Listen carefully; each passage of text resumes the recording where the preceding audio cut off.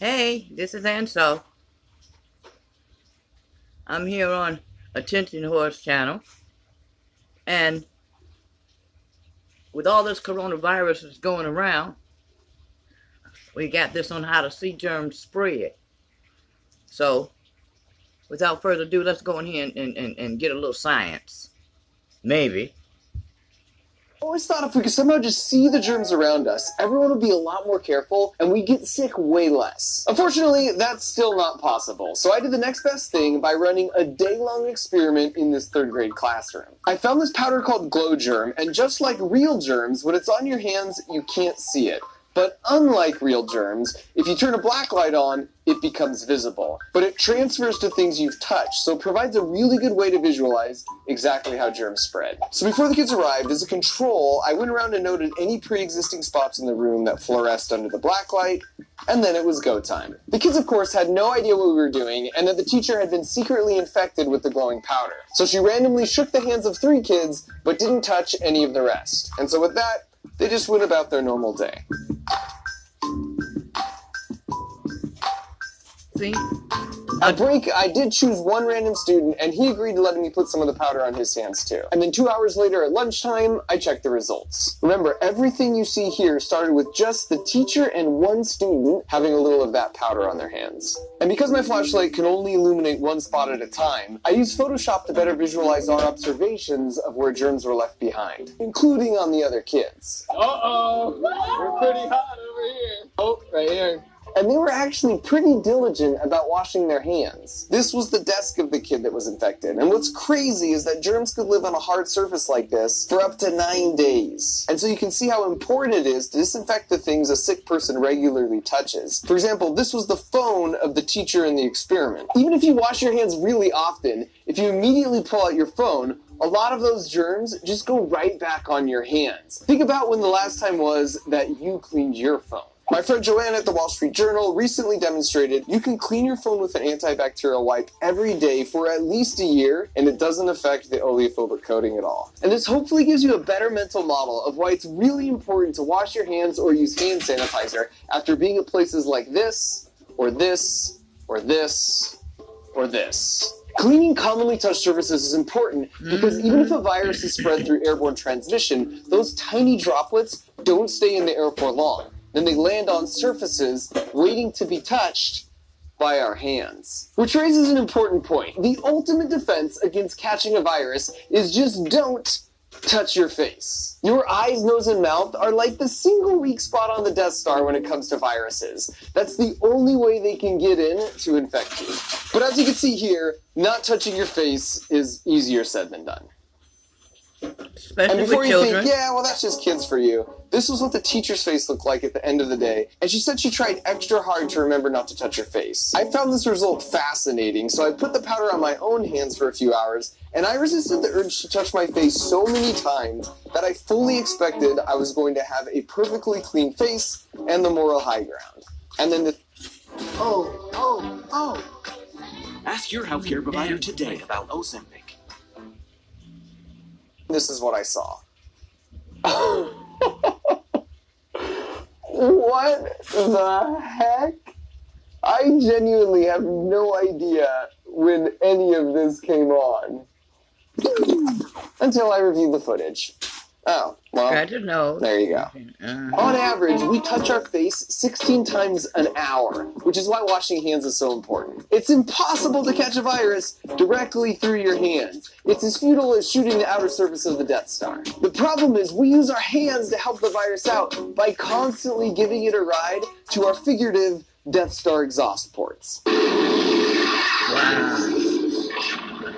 So Because of this, I ran another experiment with some of the kids after lunch. First, I had them put some lotion on their hands that also glows under a black light. But then I told them I made a mistake and used the wrong lotion. Can you guys just go wash your hands real quick? And do a good washing, right? Yeah, do the right washing, okay? I just tricked you guys again. Because what I really wanted to do is test how good you are at washing your hands. So guess what I'm going to do now? Show me your hands.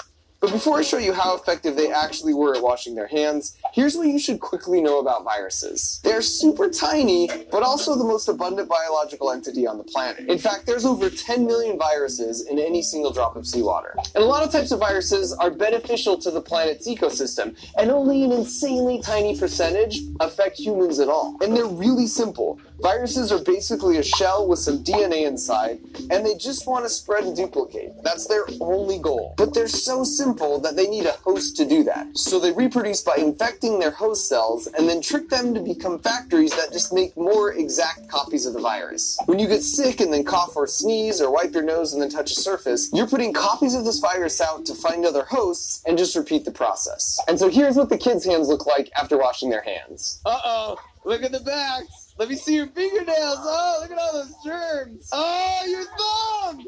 Oh, look at your wrist.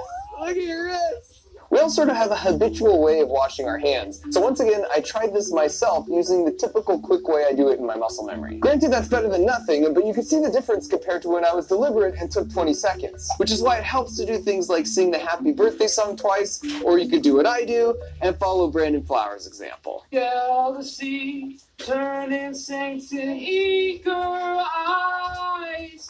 'Cause I'm Mr. Brightside. Don't do that.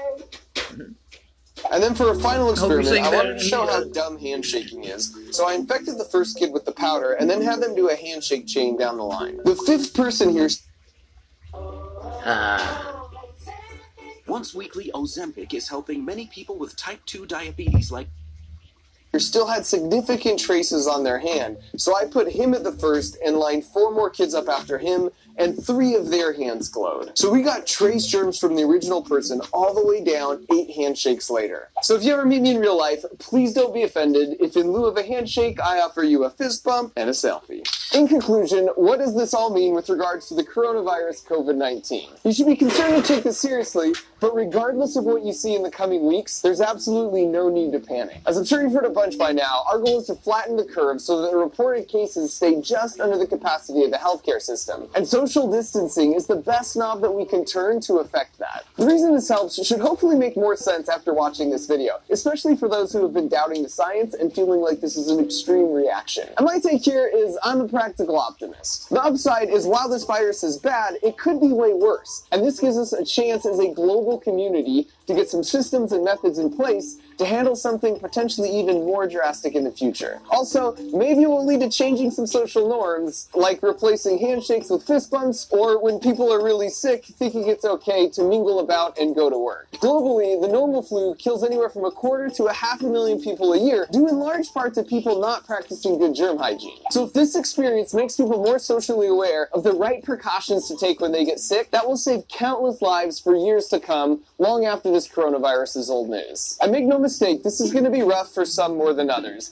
but history has shown that us humans are pretty resilient. These types of things can bring out the worst in us, but they can also bring out the best, most wholesome parts of us, like these Italians practicing their social distancing with an impromptu balcony concert.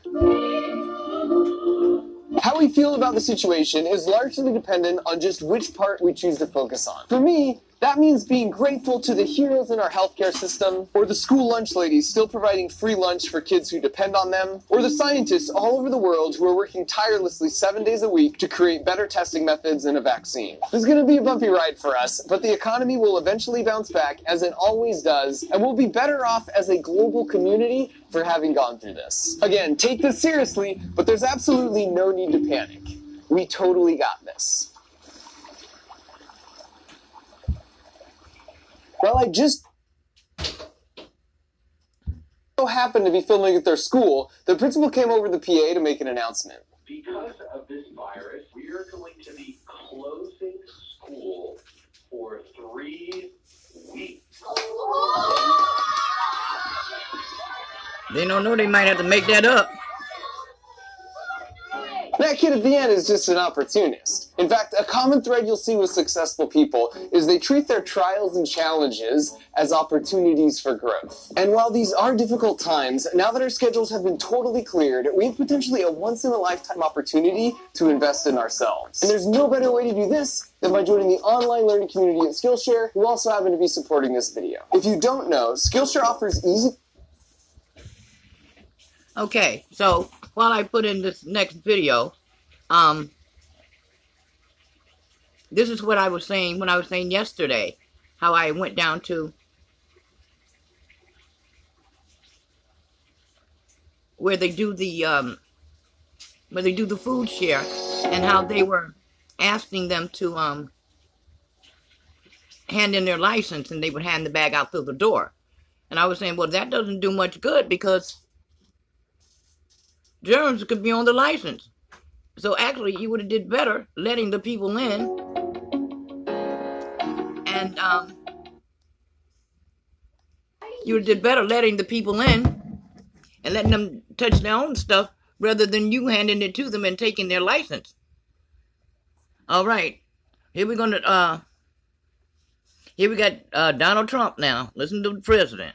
Calling this the Chinese virus. There are reports of dozens of incidents of bias against Chinese Americans in this country. Your own aide, Secretary Azar, says he does not use this term. He says ethnicity does not cause the virus. Why do you keep using this? A lot of people say it's racist. It's not racist at all, no, not at all. It comes from China. That's why. It comes from China. I want to be accurate. Yeah, please, John, please. I have great love for all of the people of my country. But as you know, China tried to say at one point, maybe they stopped now, that it was caused by American soldiers. That can't happen. It's not going to happen. Not as long as I'm president. It comes from China. John, please.